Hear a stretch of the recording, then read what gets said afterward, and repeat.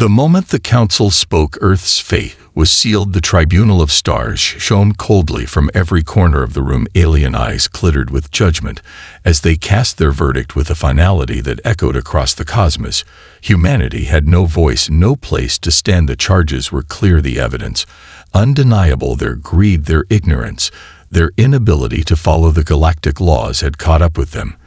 There were no pleas, no excuses left. They had tampered with ancient technologies, unearthed forbidden relics from the dark ages of the galaxy, and unleashed an energy that threatened to tear the fabric of reality itself. Their interference had altered the course of distant civilizations, leaving countless worlds to crumble in their wake. Earth was not the first to stand trial, but it was the first to fall. The council did not mince words as it declared humanity unworthy to join the stars. Its arrogance had no place in the delicate balance they had crafted across the galaxy. Earth was no more than a blemish on the face of the galaxy, a species too dangerous to be allowed further access to the cosmos. No matter how much potential they had shown, their history was fraught with violence and chaos. Their greed ran deep into their very bones. Their attempts at peace, nothing more than smoke and mirrors. They were a risk to the galaxy's order, and so they would be exiled from it forever. As the sentence was passed, a wave of cold dread washed over the humans gathered in their chambers below the ruling ships, silent engines thrumming in the distance. They knew the decision had already been made long before they had arrived, but the reality of it hit harder than any weapon could. They were alone. Earth was alone in the vastness of space, no longer bound by the threads that had once tied them to the greater galactic community. They were thrown into the dark, a place where the stars no longer offered guidance, and the silence was deafening.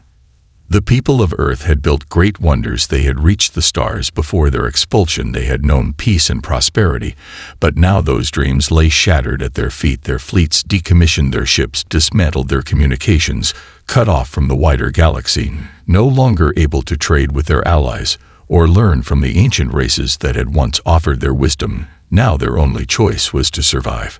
But even as their backs were turned against the universe, Earth did not crumble. Humanity did not break. It would not bend beneath the weight of its sentence. It was a cold, harsh reality. But within the hearts of the people, something else burned, a fire of defiance, a spark of innovation. They would not fall into despair. They would rise from the ashes. They would not accept their fate as mere pawns in a galaxy that had cast them aside. Earth would prove that it was more than the mistakes of its past. It would rebuild and find its way back to the stars, not as beggars, but as equals, and more than that, it would show the galaxy the true strength of humanity, a strength that no one could ever again deny. In the silence that followed the expulsion, the people of Earth did not fall into despair. Instead, they turned their anger into resolve. They built in the shadows of their fallen empires, crafting weapons of the mind rather than of war. Their governments fractured at first, but necessity birthed unity. Survival demanded it. They became a world focused not on their past mistakes, but on a future that had once seemed impossible. The loss of their place in the galaxy stung like a wound that would never heal, but from that wound new strength flowed. They had no choice but to evolve. No longer dependent on the galactic network, they began to turn inward, refining their technologies with a drive they had never known before. No longer distracted by politics and wars of old, they united under a single banner, not of conquest, but of creation. Earth had been thrown away, but they would rise from its ashes. In underground labs that stretched for miles deep beneath the surface, engineers and scientists worked relentlessly, rebuilding broken machines, scavenging from the wreckage of forgotten ships and alien ruins. They retooled and reimagined everything they had once been given, but it was not enough for them. No, they would go beyond what had been handed to them. They would forge their own path. Humanity had always been a species defined by its hunger for progress, and now more than ever they were driven by that insatiable need to create and innovate. They called it Project Phoenix, a bold endeavor to reclaim their place in the universe, not through force, but through brilliance. They had learned from their past failures and would not repeat the same mistakes. Instead, they would leap ahead to a new future, a future they would build with their own hands. At first, the world's people thought the project impossible. They thought it was a dream that could never take flight. But as the years passed, something remarkable happened. The machines they built grew smarter, the technology they developed grew more efficient. And then came the breakthrough no one expected. They called it the slip drive, an engine that could bypass the old methods of travel. It was born not of the ancient alien technology that had been left behind, but from the raw potential of human ingenuity.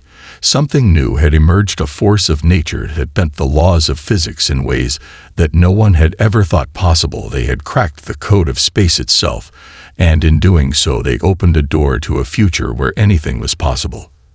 The first test flight was an accident. No one had intended for it to happen, but it did. A small ship vanished from its launch bay and reappeared over 200 light-years away. The crew scrambled for control, but it was too late. The ship had done something no one understood. It had broken the barrier of space itself and came back, as if it had never left. The very fabric of reality seemed to warp in its wake. It was no longer about survival. It was no longer about making do with the scraps they had been left. Earth had found something greater than they could ever have imagined, something that made the galaxy seem small, something that no one in the cosmos had expected. The human spirit had been cast out, but now it was rising like a star from the ashes, and nothing would stop it. The ship that returned from the edge of nowhere was not the same as the one that had launched. Its surface shimmered with unknown energy. Its systems operated on principles no one could fully explain. The crew inside were unharmed, but changed their minds, filled with glimpses of alien geometries and fragmented insights into the deeper layers of reality. What they had discovered was not just a new engine, but a new dimension of movement, a way to slide between moments and locations without crossing the space in between. They called it slipping, and the implications shook the foundation of everything humanity thought it knew about the universe. At first, the discovery was kept secret, hidden from the general population, guarded by the remnants of Earth's scattered defense networks. Only the highest circles of scientists, engineers, and visionaries were allowed to work on it. Project Phoenix was no longer just about rebuilding. It had become something more, something transcendent. Earth had stumbled onto a path that bypassed the galactic highway system entirely, while other species were locked into the ancient corridors of wormholes and folded space. Humanity now moved like whispers between the stars, untracked, unseen, and unfathomably fast. Within 5 years, Earth launched a new fleet. The ships no longer relied on standard fuel or cumbersome propulsion systems. They moved with elegance, like thoughts given form, powered by the impossible. They returned not to the known systems of the Council, but to the forgotten ones, the broken ones, the dead systems humanity was drawn to ruin, not out of curiosity, but out of kinship. And in those shattered systems, they began to build not with arrogance, but with intent, guided by the belief that exile was not a punishment, but an opportunity to forge something greater than what had come before. They constructed research stations in the magnetic hearts of gas giants and built habitats within asteroid fields so dense no other ships could pass. They wove space elevators from synthetic matter stronger than neutronium and seeded planets with nanostructures that healed the biosphere from centuries of decay. Humanity no longer sought permission. They simply acted, guided by a unity of purpose that had never existed in their fractured past. The galaxy began to whisper of strange events, of barren systems flickering back to life, of impossible ships glimpsed in the corner of telescopes, of ancient machines awakening and transmitting signals in human languages. The Council dismissed these as rumors, but the seeds of unease had been planted. How could a species cast out and cut off from all technology progress so quickly? How could they defy the very limits that had bound the stars for millennia?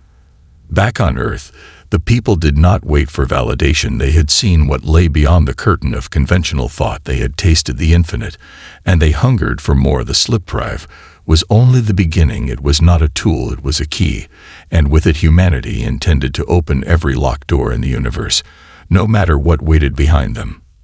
They were no longer bound by gravity, by politics, or by fear. They had become something new, not just explorers, not just survivors, but pioneers of a new reality, one that no council could deny or control. and they were only just beginning. They did not ask for land, they did not ask for reparations or recognition, they simply spread outwards, slipping through the void into systems left untouched for centuries, systems the Council had labeled unstable or cursed, or not worth saving, but where others saw risk, humanity saw potential, and they arrived not with conquest, but with creation. The ships they sent carried not weapons, but engines of rebirth, self-assembling factories, terraforming swarms, nanoforges that melted barren stone into fertile ground in places where no life had stirred for 1,000 years. Green began to bloom under alien suns. Their methods were unlike anything the galaxy had seen before. Their tools learned and evolved, adapting to each world's unique scars. A dead ocean on a frozen moon became a thriving sea of bioengineered kelp fields that fed 1,000 habitats. A shattered planet ringed with asteroid debris was slowly drawn back together, its fragments magnetized and restructured into a living world with its own gravity and atmosphere. They sculpted with science and patience, building cities that moved with the tides and harvested solar storms for energy. They treated the universe not as a battlefield or a marketplace, but as a canvas. Their artificial intelligences no longer served them in the traditional sense. Instead, they walked beside them. As architects, philosophers, and explorers, these minds born of silicon and light took shapes of their choosing, vast glowing cubes drifting through clouds of gas, human-faced avatars, teaching alien children how to read energy currents, minds that could think in 9 dimensions, solving engineering puzzles that would take organic minds centuries. They did not demand worship or loyalty, only cooperation, and in that partnership humanity became something more than it had ever dreamed.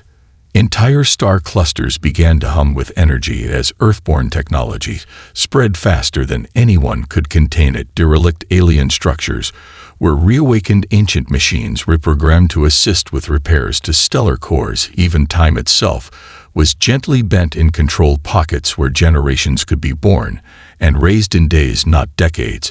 And through it all, the people of Earth asked for nothing in return. They simply built and moved on, always chasing the edge of what was possible, always pushing the limits of reality. Rumors grew among the Council of what humanity had become. Some claimed they had merged with their machines, others whispered they had transcended flesh, entirely becoming beings of thought and data. Still others said they had found the key to immortality and were quietly seeding the stars with a new form of life. The truth was, no one knew for sure, because humanity did not return, not yet. Their communications were one-way, silent bursts of data, left like messages in bottles in abandoned systems, messages that simply said, "We are still here, we are building, we are learning." And the galaxy began to change, not from war, not from invasion, but from the slow, steady spread of an idea that exile was not the end, that being cast out did not mean being broken, it meant being free to grow without chains, to rise without permission. Humanity had been told to stay away, and they had listened, but in that distance, they had discovered the tools to become more than anyone had ever expected. And now the stars themselves were being reshaped by their hands. At first it was only a whisper, a dying planet flared to life, a sun on the verge of collapse, stabilized without warning. Machines, thought lost to entropy, began to repair themselves without command. Languages, no longer spoken, reappeared in diagnostic reports across derelict satellites. Some thought it coincidence, others thought it impossible. Then the first Council world received a package. It was not delivered by any known ship, nor tracked by any beacon. It was simply there on the steps of the Ministry of Planetary Renewal, a cube of silver humming with low energy, inside it a cure for a disease that had plagued the planet's forests for centuries, and no explanation. They ignored it at first, suspicious, wary, but when they tested it and found the cure worked perfectly, they began to ask questions. No one could answer. The signals came next, bursts of data pulses containing schematics, energy patterns, ecosystem codes, all built around human formatting. And when experts traced the signatures back to their origin, they found nothing, no ship, no station, only static and emptiness. But the pattern continued wherever disaster struck, wherever the laws of nature seemed to collapse. Something unseen intervened. Machines awoke, problems resolved, disasters reversed, and each time only a single mark was left behind, a sigil once used by Earth's Exploration Command. The council tried to respond. They sent diplomats, they sent messages, they sent search parties. But no answer came. Their ships patrolled the edges of the void where they thought the exiles might dwell. But the humans did not show themselves. They simply acted from the dark, like silent architects rebuilding forgotten empires, healing what had been deemed beyond repair, and then disappearing like ghosts into starlight. And in their wake the galaxy began to shift, not through battle, not through politics, but through hope. Planets long forgotten were revived with forests, and seas infrastructure sprang up overnight, engineered by machines whose blueprints could not be understood even by the oldest races. Energy fields formed around collapsing stars, stabilizing them enough to extract centuries of power. And still the council debated, were the humans trying to win back favor, or were they preparing for something else? The debate fractured their unity. Some saw them as saviors, others as an emerging threat, a force that operated with no accountability, no known leader, no recognizable face, only results. Still the miracles came. They came faster and larger. Entire moons moved into stable orbits to prevent tidal collapses. Rings of ice reformed around scorched worlds, bringing back seasonal balance. Singularities near trade routes were safely sealed off by containment lattices that defied known physics. No matter how hard they searched, the council found no signatures, no broadcasts, just the sigil and silence. And that silence was deafening. People began to talk not just in hushed tones, but openly in marketplaces, on communication networks, across starships and colonies. Perhaps humanity had changed. Perhaps exile had transformed them into something new. Perhaps the very act of being cast out had freed them to build without fear, to create without compromise. And perhaps they were not coming back for revenge or reconciliation, but for something far more powerful, to make the galaxy whole again, one broken piece at a time. And still no one knew how far it would go, or where it would end, or if humanity would ever speak again. The council was no longer united. The emergence of humanity as a silent, unseen force had fractured the ancient balance. Empires that had stood side by side for millennia now looked at one another with suspicion, wondering who had accepted help from the exiles and who had not. Some worlds swore by the miracles, declaring them divine. Others warned of manipulation, of hidden strings behind every act of kindness, of silent control, wrapped in gifts, wrapped in silence. And still the humans never spoke. They never responded to calls, to envoys, to demands. They simply continued their work. In a desperate attempt to uncover the truth, the council dispatched the Sentinel Fleet, a collection of their finest ships, crewed by their most trusted minds. Tasked with finding humanity's source and intentions, they searched the void beyond known space, hunting signatures, trails, energy distortions, anything that might lead them to Earth or whatever Earth had become. And after 3 years they found something. They found a world that should not exist, a rogue planet drifting in a cold abyss, wrapped in a shell of artificial atmosphere, pulsing with slow rhythmic light. The world was silent, no orbiting satellites, no visible cities, no defensive systems. But the moment the fleet approached, every system aboard their ships froze. Diagnostics rewrote themselves, star maps updated, gravity recalculated. And when it was over, they received a single transmission, one voice speaking in a dozen languages at once, layered and calm. It said, "You cast us into the dark, so we made it our home. Now we offer light, not as payment, not as plea, but as choice."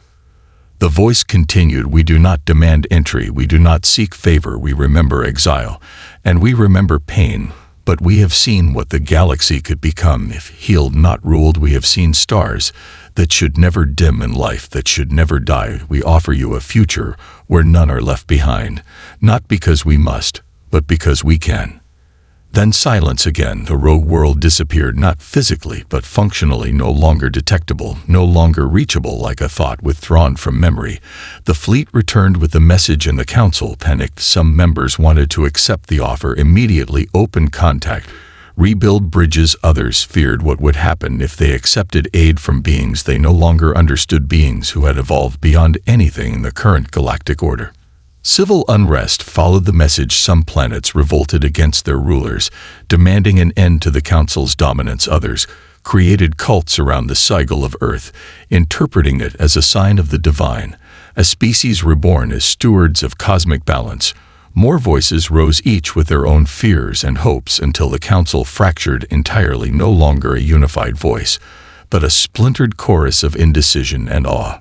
Meanwhile, the miracles did not stop even as debate consumed the galaxy. The healing continued, the ripples grew stronger, and humanity remained silent, offering no further words, no ultimatums, no threats, only quiet, undeniable change. The reckoning had come not with fire or fury, but with choice.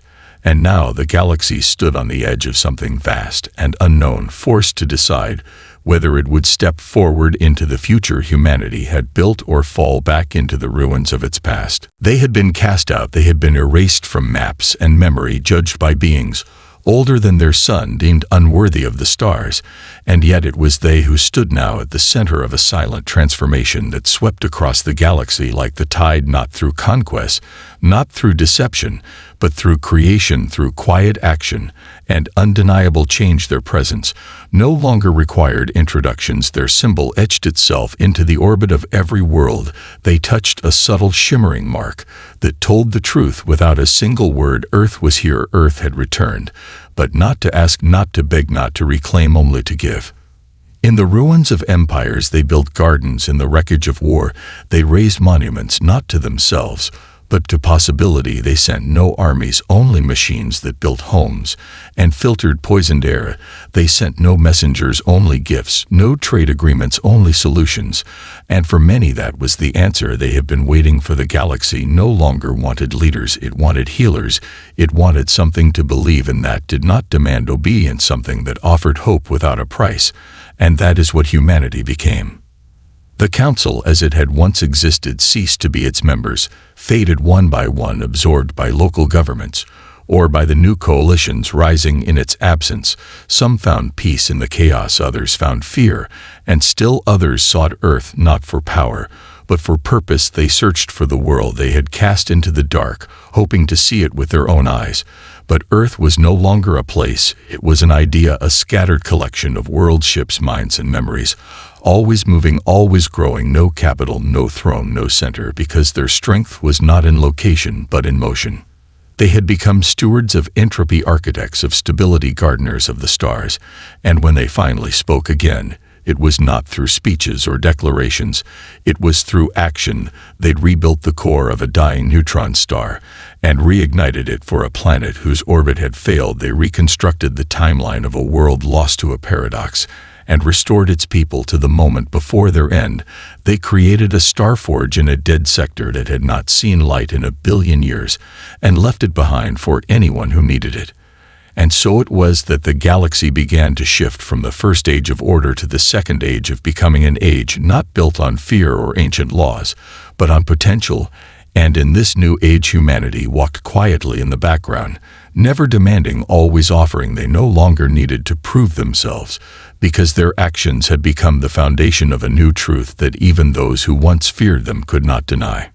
Earth had been exiled, Earth had been forgotten.